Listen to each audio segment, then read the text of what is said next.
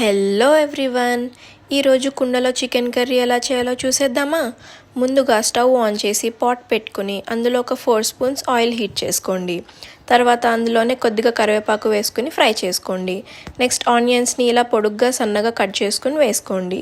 తర్వాత అందులోనే కొద్దిగా పసుపు అండ్ తగినంత సాల్ట్ వేసుకుని గోల్డెన్ బ్రౌన్ కలర్ వచ్చేంత వరకు ఫ్రై చేసుకోండి.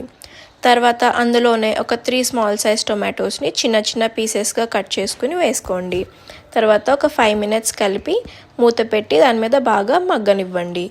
తర్వాత ఫ్రెష్గా కట్ చేసి పెట్టుకున్న చికెన్ పీసెస్ వేసుకొని 1 స్పూన్ అల్లం వెల్లుల్లి పేస్ట్ యాడ్ చేసుకుని టాస్ చేయండి.